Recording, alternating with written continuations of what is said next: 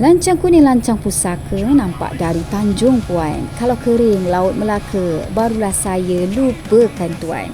Ayam hutan terbang ke hutan, tali tersangkut, pagar berduri. Adik bukan saudara pun bukan, hati tersangkut kerana budi. Hai, Assalamualaikum dan salam sejahtera. Saya Fin Misnan dari Cap Ayam Event and Wedding Services. Di sini saya cuma ingin mengambil sedikit kesempatan untuk mengucapkan terima kasih. Terima kasih yang tidak terhingga kepada semua pelanggan, sahabat dan juga pasangan pengantin yang pernah memberi kepercayaan kepada kami sepanjang perjalanan ini. Sejujurnya, setiap majlis yang kami jalankan bukanlah sekadar kerja, tetapi ia adalah sebagai satu amanah. Kau nak tahu tak, suami saya mesti mengamuk bila mana dia tahu saya ataupun kru dia buat main-main semasa kami menjalankan tugasan. Selalu sangat diingatkan kami, sedar sikit, duit yang kami makan ni tuan rumah bayar, pengantin bayar. Letak diri kau kat tempat customer, fikir apa customer nak. Itulah bebelan dia selalunya. Dari majlis perkahwinan, high tea, reunion, annual dinner, sampailah ke open house.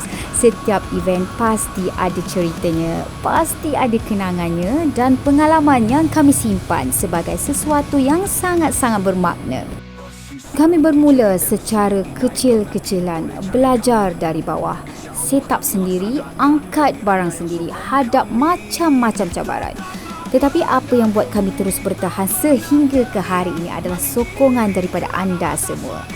Setiap tempahan, setiap recommendation, setiap perkongsian di media sosial, pasti itu sangat besar nilainya buat kami. Kadang-kadang mungkin ada kekurangan, mungkin ada yang tidak sempurna. Tetapi percayalah, kami sentiasa cuba untuk beri yang terbaik setakat mana yang kami mampu lakukan supaya hari bagi anda berjalan dengan lancar dan penuh dengan kenangan-kenangan yang indah. Bila kami nampak pengantin tersenyum, tetamu enjoy, itulah kepuasan sebenarnya bagi kami. Saya mohon untuk anda mendoakan semoga Cap Ayam Event and Wedding Services terus berkembang, terus diberi peluang untuk menjadi sebahagian daripada hari istimewa anda. InsyaAllah kami akan terus berkhidmat selagi mana anda sudi berikan kepercayaan dan juga berkongsi rezeki dengan kami. Sekali lagi, kami daripada Cap Ayam Event and Wedding Services ingin merakamkan setinggi-tinggi penghargaan dan juga jutaan terima kasih kepada anda semua. Jumpa anda di majlis seterusnya. Assalamualaikum.